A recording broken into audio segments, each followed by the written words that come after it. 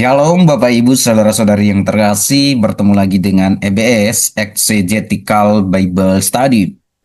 Pada kesempatan ini saya akan melanjutkan pembahasan kita tentang reinterpretasi doa Bapa kami dalam Matius pasal 6 ayat 9-13. Apakah doa Bapa kami dalam teks ini itu berbicara tentang doa permohonan atau doa syukur? Karena seperti yang sudah saya jelaskan dalam seri-seri berikutnya bahwa penelitian dari Pak Yonatan Purnomo dan rekan-rekan menegaskan bahwa doa Bapa kami dalam teks ini itu tidak berbicara tentang doa permohonan seperti yang dipahami secara tradisional atau secara umum oleh orang-orang Kristen, melainkan berbicara tentang doa syukur kepada Allah.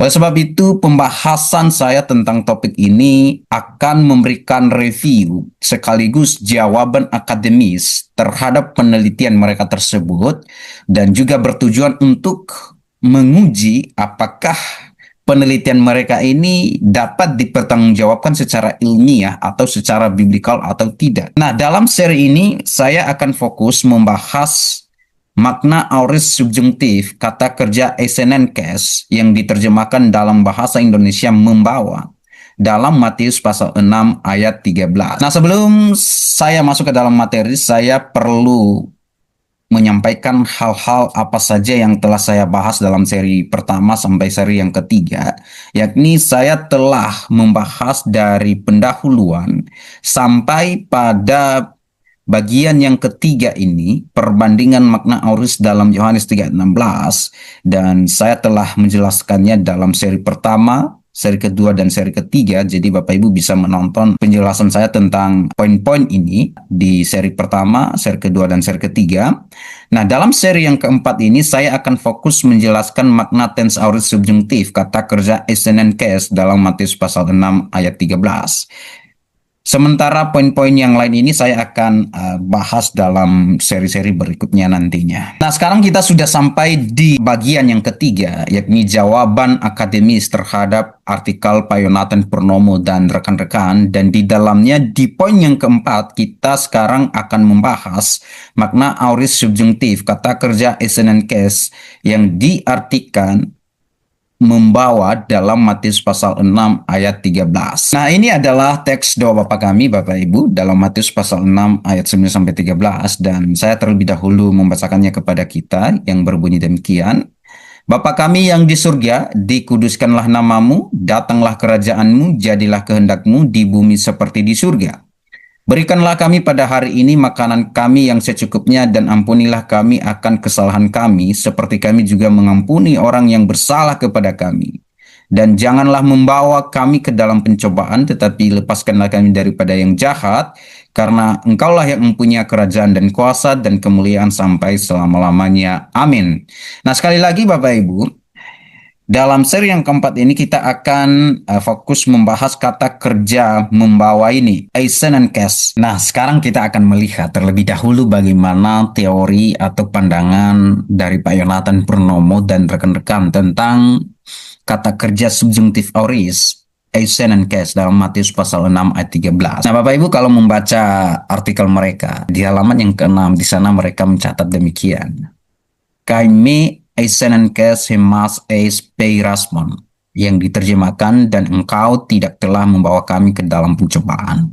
Jadi bagi mereka kata kerja subjungtif aorist esenenkes itu diterjemahkan sebagai telah membawa.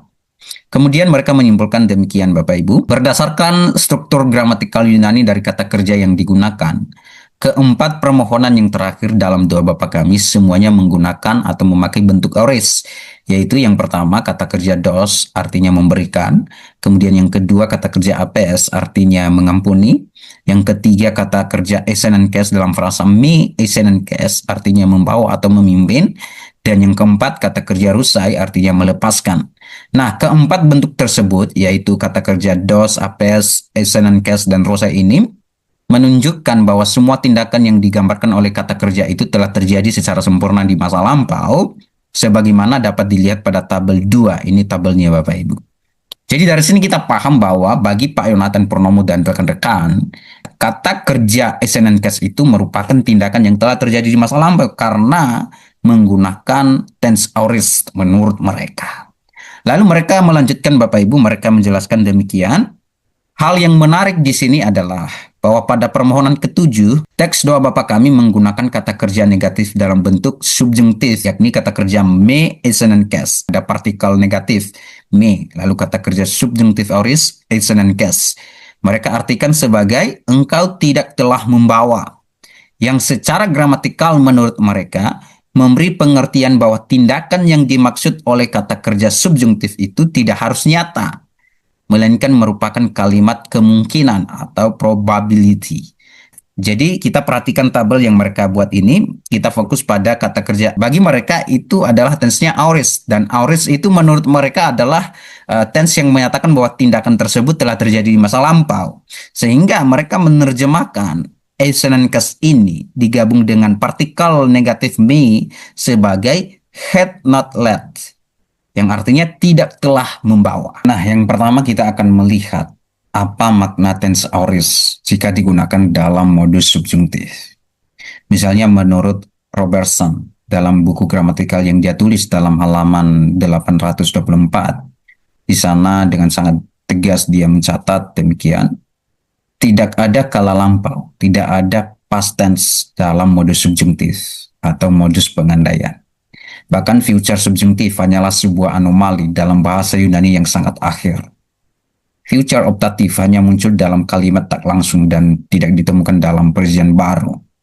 Unsur waktu dalam infinitif terbatas pada kalimat tak langsung dan bersama kata melo yang artinya akan atau hendak.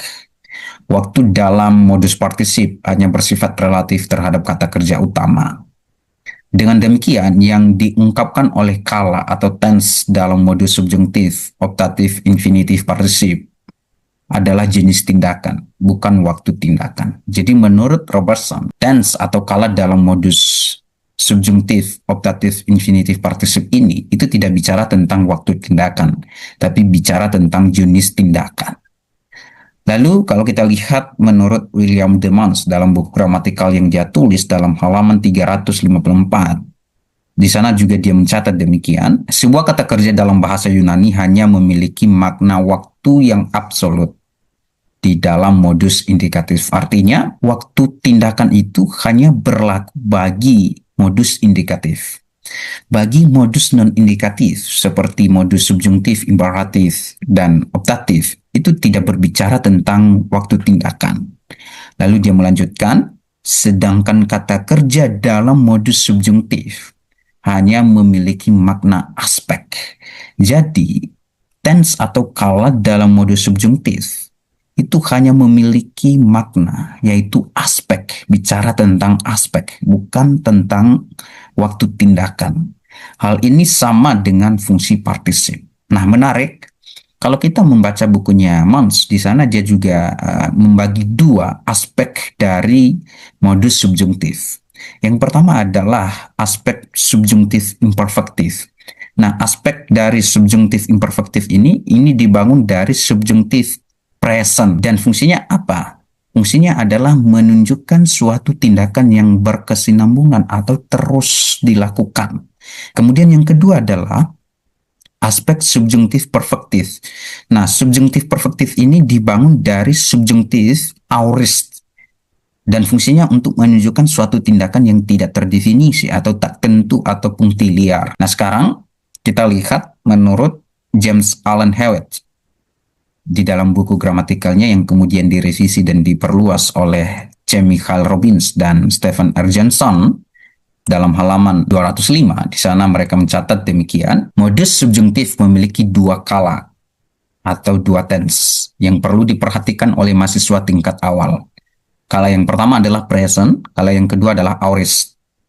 Nah, kalau dia adalah kala present, ya present subjungtif, maka itu berfungsi untuk memandang suatu aktivitas sebagai sesuatu yang berlangsung terus-menerus, sedang terjadi atau berulang secara sifatnya.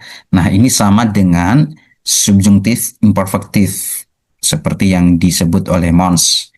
Sedangkan kalau dia kala aorist subjungtif, berfungsi untuk menyatakan suatu tindakan tunggal, baik dilihat dari sudut permulaannya, inceptif, hasil penyelesaiannya resultatif maupun keseluruhannya summary. Ini sama dengan yang disebut oleh Mons sebagai subjuntif perfektif. Sebagaimana pada partisip, kala dalam modus subjuntif tidak menunjukkan waktu terjadinya tindakan itu dengan sendirinya.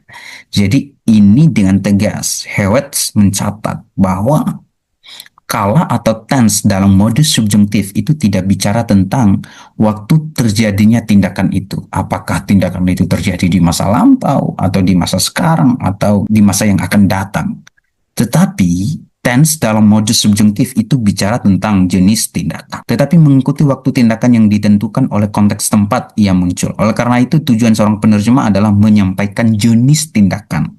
Jadi fungsi dari kala dalam modus subjuntif adalah bicara tentang jenis tindakan atau aspek tindakan yang dimaksud oleh kala tertentu yang digunakan. Artinya kalau kalanya adalah present, maka fungsinya adalah memandang suatu aktivitas sebagai sesuatu yang berlangsung terus-menerus, sedang terjadi atau berulang secara sifatnya. Kalau Mons berkata itu adalah imperfektif. Sedangkan kalau tense-nya adalah aorist, itu berarti tindakan itu merupakan tindakan tunggal. Baik dilihat dari sudut permulaannya, inceptif, hasil penyelesaiannya, resultatif, maupun keseluruhannya, summary, yang disebut oleh Mons sebagai subjuntif perfektif. Jadi jelas ya bahwa makna tense dalam modus subjuntif itu tidak bicara tentang waktu tindakan, kapan tindakan itu terjadi, tetapi bicara tentang jenis tindakan. Nah, kalau dia menggunakan tense aorist subjuntif, maka jenis tindakan atau aspek tindakan yang diungkapkan di sana adalah perfektif, bahwa tindakan itu merupakan tindakan yang tidak terdefinisi atau tak tentu atau punctiliar. Kalau kita menggunakan definisi dari Hewitt, itu merupakan tindakan tunggal.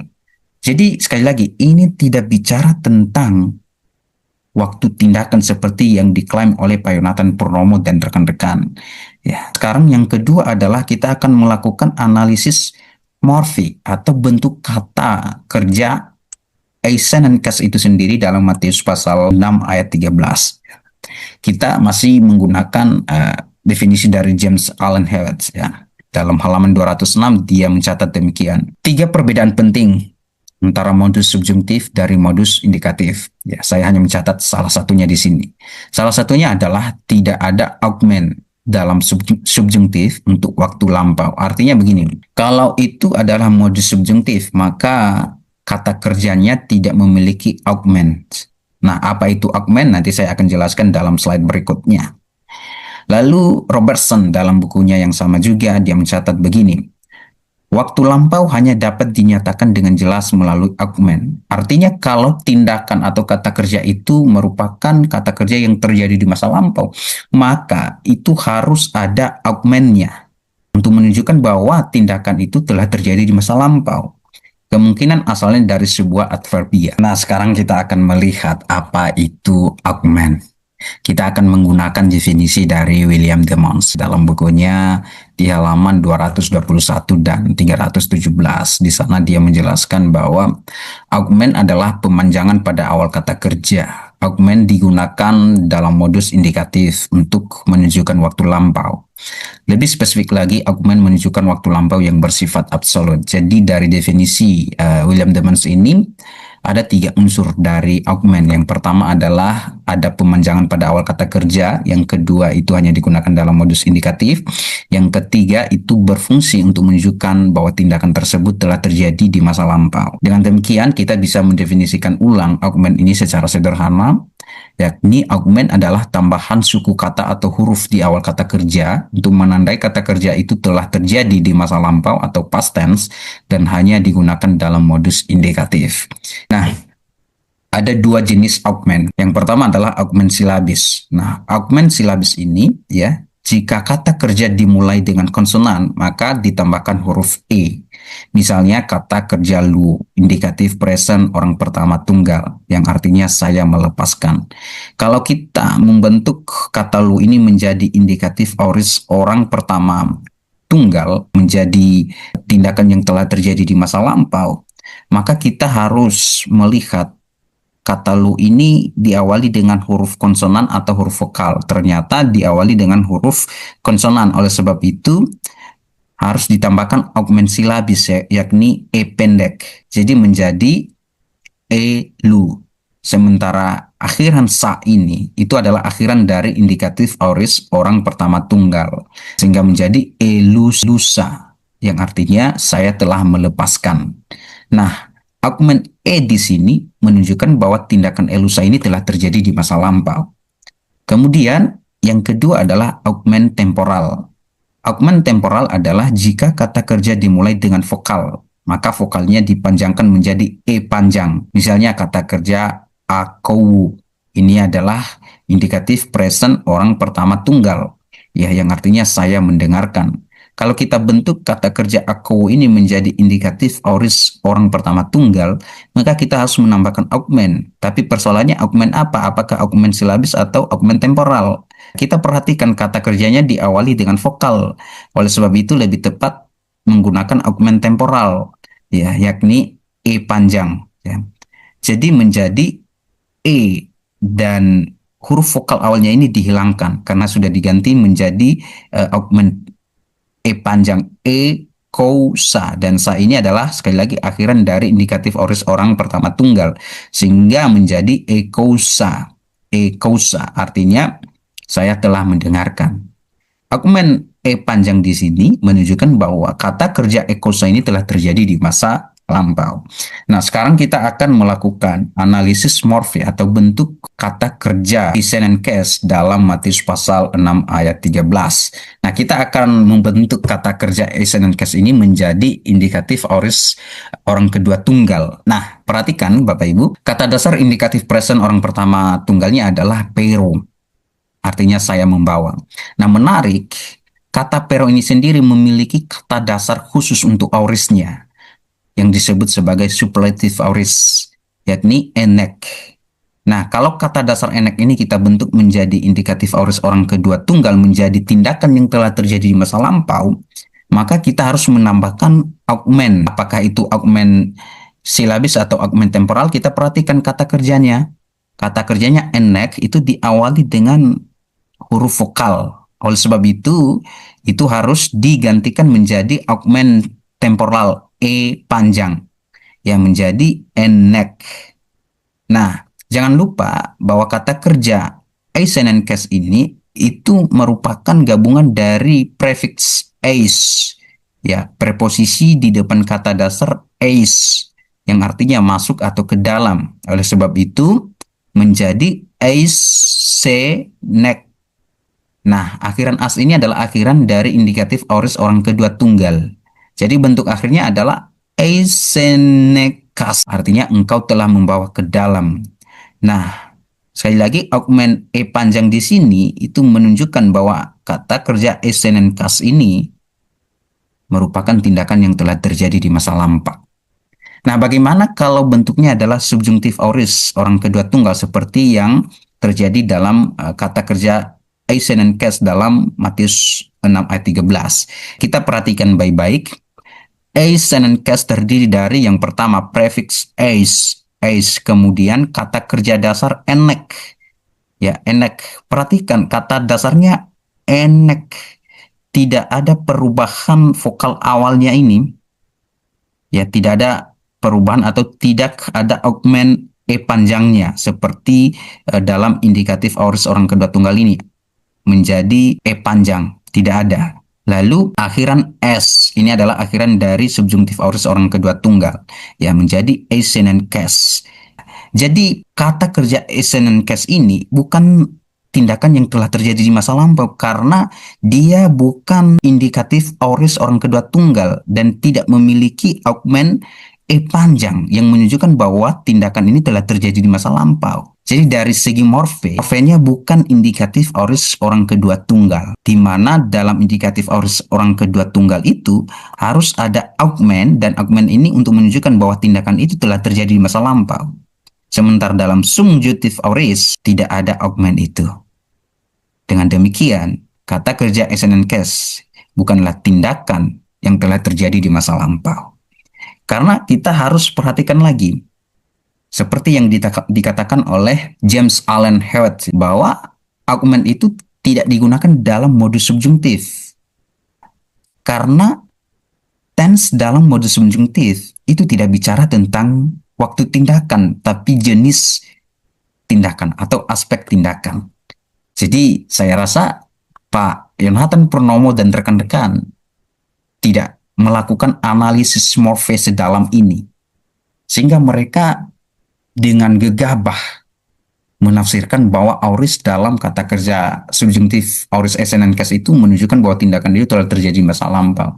Padahal tidak ada argumen panjang di sana yang menunjukkan bahwa tindakan itu telah terjadi di masa lampau. Nah, dari sini kita paham bahwa bagaimana mereka mengubah kata kerja subjungtif auris orang kedua tunggal SNN case diartikan sebagai kata kerja indikatif auris orang kedua tunggal, di mana mereka menafsirkan kata SNN case itu merupakan tindakan yang telah terjadi di masa lampau. Artinya kalau kita mengatakan bahwa tindakan SNN case itu telah terjadi di masa lampau, maka bentuk morfenya itu harus indikatif auris orang kedua tunggal, bukan subjungtif auris orang kedua tunggal. Jadi mereka gagal dalam memahami ini. Nah, yang ketiga adalah kita akan melakukan analisis sintaksis kata kerja subjungtif auris SNN case dalam Matius pasal 6 ayat 13 berbunyi demikian. Allah, rusa, hemas, apo, to, ponero, yang diterjemahkan dalam LAI, dan janganlah membawa kami ke dalam pencobaan, tetapi lepaskanlah kami daripada yang jahat. Nah, perhatikan frasa me SNN case. Formulanya adalah partikel negasi plus subjungtif auris orang kedua tunggal SNN case. Kalau kita melihat penjelasan dari William Demans dalam bukunya di halaman 362 demikian, aturan dasarnya adalah bahwa partikel O digunakan untuk menyangkal atau menegasikan kata kerja dalam modus indikatif. Jadi kalau kata kerjanya adalah modus indikatif, maka partikel negasi yang digunakan itu adalah partikel O.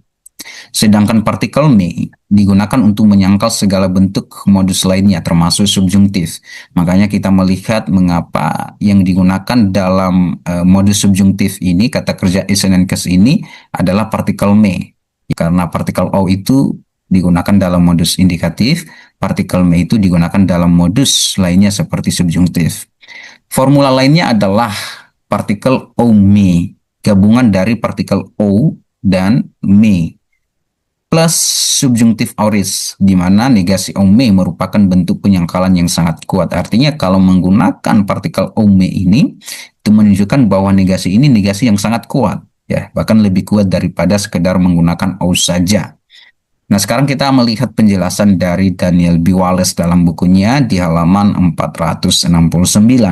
Formula partikel me plus kata kerja subjungtif auris umumnya dalam bentuk orang kedua. Perhatikan partikel me terus kata kerja subjungtif auris orang kedua tunggal SNN case, ya sama, merupakan penggunaan subjungtif dalam larangan. Berarti kalau formulanya partikel me plus subjungtif auris orang kedua tunggal itu adalah subjungtif dalam larangan, fungsinya adalah larangan atau subjungtif prohibitif, yaitu suatu bentuk perintah negatif, ya, disebut larangan atau perintah negatif. Nah, bentuk ini dipakai untuk melarang terjadinya suatu tindakan. Jadi kalau menggunakan formula me plus kata kerja subjungtif auris orang kedua tunggal, itu merupakan formula yang digunakan untuk melarang terjadinya suatu tindakan. Nah, kita perhatikan sekarang. Formula me SNN case. Partikel me, ya sama partikel me. Kemudian kata kerja subjungtif auris orang kedua tunggal yaitu SNN case, ya sama. Berarti berdasarkan penjelasan Wallace ini, formula me SNN case dalam Matius pasal 6 ayat 13 itu berfungsi sebagai subjungtif larangan atau subjungtif prohibitif, ya, suatu bentuk perintah negatif, di mana formula ini digunakan untuk melarang terjadinya tindakan apa? Tindakan supaya Allah tidak membawa kita ke dalam pencobaan. Nah, kekuatan maknanya setara dengan bentuk imperatif setelah me. Oleh karena itu harus diterjemahkan sebagai janganlah titik-titik. Maksudnya kata kerja subjungtifnya apa? Dan bukan engkau seharusnya tidak. Artinya tidak boleh diterjemahkan sebagai engkau seharusnya tidak. Harus janganlah. Makanya me ini harus diterjemahkan janganlah. Jadi LAI dalam hal ini tepat sekali ya. Lalu SNNKS diterjemahkan membawa. Janganlah membawa, karena ini bicara tentang larangan. Bagaimana kita memohon kepada Allah supaya Allah tidak membawa kita ke dalam pencobaan. Jadi secara sintaksi, me partikel negasi me plus kata kerja subjungtif aorist orang kedua tunggal SNNKS merupakan larangan atau perintah negatif agar Allah tidak membawa kita ke dalam pencobaan. Ini bukan tindakan yang telah terjadi di masa lampau. Tidak pernah ada formula me SNNKS itu merupakan tindakan yang terjadi di masa lampau. Kalau ada, saya minta Pak Yonatan Purnomo dan rekan-rekan untuk memberikan saya contoh dalam PL maupun dalam PB, di mana ada formula me SNNKS itu digunakan untuk tindakan yang telah terjadi di masa lampau. Ya, tapi secara ilmu gramatikal bahasa Yunani Perjanjian Baru, formula me SNNKS itu menunjukkan bahwa tindakan itu merupakan tindakan larangan. Contoh lainnya, saya kasih contoh lainnya dalam Perjanjian Lama. Mazmur 27 ayat 12 kalau dalam Septuaginta LXX. Di sana dikatakan, me parados me eis uchas tli bonton mi. Artinya janganlah menyerahkan aku kepada nafsu lawanku. Ya, ini partikel me. Lalu ini adalah bentuk subjungtif, harus parados, artinya janganlah menyerahkan. Nah, kita perhatikan konteksnya. Mazmur 27 ayat 12.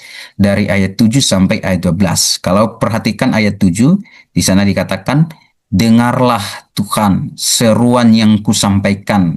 Jadi, dengarlah Tuhan permohonan yang kusampaikan. Kasihanilah aku dan jawablah aku. Jadi jelas konteks dari Mazmur 27 ayat 7 sampai 12 ini bicara tentang permohonan Daud akan pertolongan Tuhan. Sampai dia berkata, jawablah aku, dengarlah Tuhan. Lalu hatiku mengikuti firman-Mu, carilah wajahku. Maka wajah-Mu ku cari ya Tuhan. Janganlah menyembunyikan wajah-Mu kepadaku. Janganlah menolak hamba-Mu ini dengan murka. Engkaulah pertolonganku. Janganlah membuang aku. Dan janganlah meninggalkan aku. Ya Allah penyelamatku. Sekalipun ayahku dan ibuku meninggalkan aku, namun Tuhan menyambut aku. Tunjukkanlah jalan-Mu kepadaku ya Tuhan. Dan tuntunlah aku di jalan yang rata. Oleh sebab seteruku. Ayat 12, me parados, janganlah menyerahkan aku kepada nafsu lawanku, sebab telah bangkit menyerang aku saksi-saksi dusta dan orang-orang yang bernafaskan kelaliman. Ya, jadi secara konteks, janganlah menyerahkan aku ini, ya, yaitu partikel me dengan subjungtif aorist, itu merupakan permohonan. Jadi secara gramatikal atau sintaksis, me SNNKS dalam Matius pasal 6 ayat 13 janganlah membawa masuk itu merupakan larangan atau perintah negatif. Demikian juga me parados dalam Mazmur 27 ayat 12 itu adalah larangan atau perintah. Tetapi secara gramatikal memang itu larangan atau perintah negatif, tapi kita harus perhatikan makna pragmatisnya. Karena konteks Matius 6 ayat 13 dan Mazmur 27 ayat 12 itu adalah konteksnya doa. Artinya manusia sedang berdoa kepada Allah.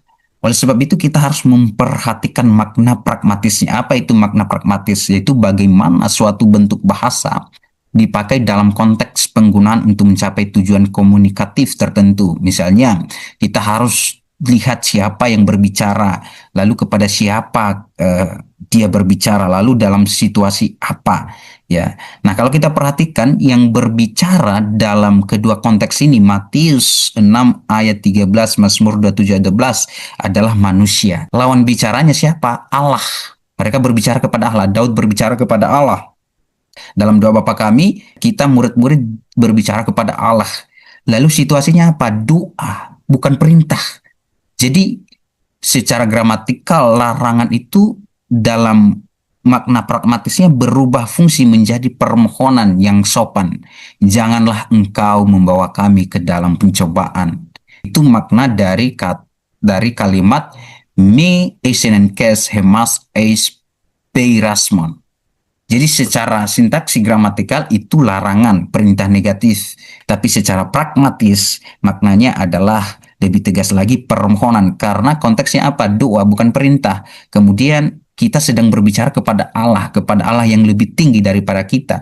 Oleh sebab itu kita tidak mungkin melarang Allah yang lebih tinggi daripada kita. Kita tidak mungkin memberikan perintah negatif kepada Allah. Ya, maka itu harus merupakan permohonan. Nah, sekarang kita akan melihat kesalahan dari Pak Yonatan Purnomo dan rekan-rekan terhadap kata kerja subjungtif aorist, Asian and case dalam Matius pasal 6 ayat 13. Yang pertama adalah mereka tidak bisa membedakan antara makna tense aorist jika digunakan dalam modus indikatif dan jika digunakan dalam modus subjungtif. Dalam arti lain, mereka selalu menyamakan makna tense aorist dalam modus indikatif dan modus subjungtif. Hal ini terjadi karena mereka hanya fokus menganalisis makna tense aorist tanpa mempelajari perbedaan makna tense tersebut jikalau digunakan dalam modus subjungtif dan jikalau digunakan dalam modus indikatif. Maka yang mereka lakukan adalah selalu menggunakan makna tense aorist dalam modus indikatif, itu diterapkan dalam modus subjungtif. Kemudian yang kedua adalah mereka tidak mengerti morfe atau bentuk kata kerja Asian and case dalam Matius pasal 6 ayat 13. Karena kata kerja subjungtif Asian and case itu tidak memiliki augmen E panjang ini, di mana augmen E panjang ini berfungsi untuk menyatakan bahwa kata kerja tersebut telah terjadi di masa lampau. Dan kalau kita perhatikan kata kerja Asian and case ini tidak ada augmen panjangnya. Oleh sebab itu kata kerja Asian and case ini bukanlah tindakan yang telah terjadi di masa lampau. Dan augmen tersebut tidak akan pernah terjadi dalam modus subjungtif aorist. Karena tense aorist dalam modus subjungtif itu tidak berbicara tentang waktu tindakan, melainkan berbicara tentang aspek atau jenis tindakan. Dan augmen E panjang ini itu hanya muncul dalam modus indikatif aorist. Jadi ketika Pak Yonatan Purnomo berkata bahwa kata kerja subjungtif aorist Asian and case ini merupakan tindakan yang telah terjadi, sebenarnya modus yang digunakan dalam pengertian itu adalah indikatif aorist, bukan subjungtif aorist. Jadi di sini mereka melakukan satu kesalahan besar bagaimana mereka memberikan pengertian terhadap kata kerja subjungtif aorist Asian and case sebagai tindakan yang telah terjadi di masa lampau. Yang sebenarnya itu adalah merupakan pengertian dari kata kerja indikatif aorist. Jadi mereka sangat kacau dalam hal ini. Ya, yang ketiga adalah mereka tidak mengerti analisis sintaksis formula partikel negasi me plus kata kerja subjungtif aorist orang kedua tunggal Asian and case sebagai larangan atau perintah negatif. Jadi formula me Asian and case partikel negasi me plus kata kerja subjungtif aorist orang kedua itu fungsinya adalah perintah negatif, tidak berbicara tentang sebagai tindakan yang telah terjadi di masa lampau. Tidak ada itu. Yang keempat adalah mereka tidak mengerti fungsi pragmatis bahasa me Asian and case sebagai permohonan. Siapa yang sedang berbicara, kepada siapa dia berbicara, lalu apa situasi di sana. Jadi ini secara pragmatis, frasa me Asian and case ini adalah permohonan bagaimana manusia memohon kepada Allah supaya Allah tidak membawa mereka ke dalam pencobaan. Karena konteksnya adalah doa, bukan perintah. Kelima adalah mereka melakukan kontradiksi terjemahan. Pak Yonatan Purnomo dan rekan-rekan menerjemahkan frasa me Asian and case dalam Matius pasal 6 ayat 13 sebagai engkau tidak telah membawa.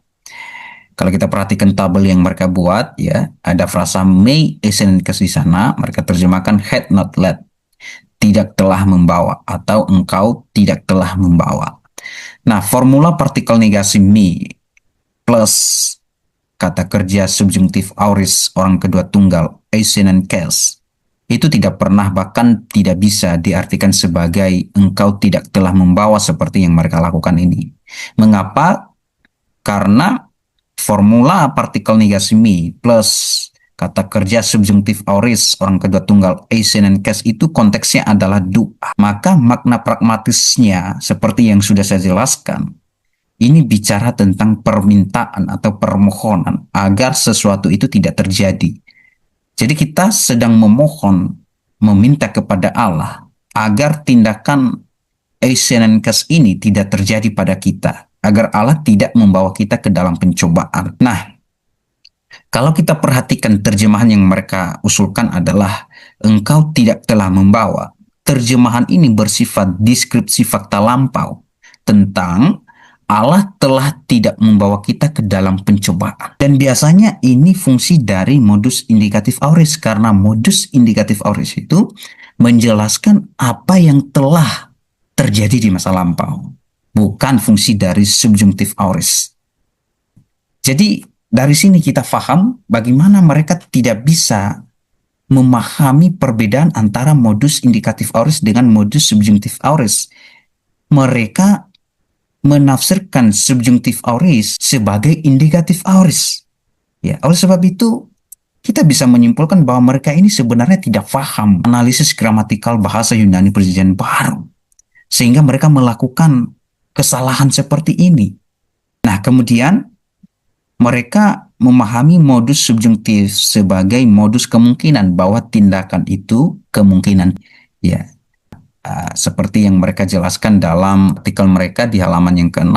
Di sana dijelaskan, hal yang menarik di sini adalah bahwa pada permohonan ke-7, teks doa Bapa kami menggunakan kata kerja negatif dalam bentuk subjungtif me esenenkes, yang diartikan engkau tidak telah membawa, yang secara gramatikalnya menurut mereka adalah memberi pengertian bahwa tindakan yang dimaksud oleh kata kerja subjungtif itu tidak harus nyata, melainkan merupakan kalimat kemungkinan atau probability, menunjukkan bahwa tindakan itu kemungkinan terjadi, bukan fakta nyata. Tetapi kalau kita perhatikan terjemahan mereka tadi, mereka menerjemahkan kata kerja subjungtif esenenkes ini sebagai telah membawa. Mereka terjemahkan sebagai tindakan yang telah terjadi di masa lampau. Jadi di satu sisi mereka menjelaskan modus subjungtif itu adalah modus kemungkinan, tetapi di sisi lain kata kerja modus subjungtif mereka terjemahkan sebagai tindakan yang telah terjadi di masa lampau. Ini kan kontradiksi yang mereka lakukan sendiri.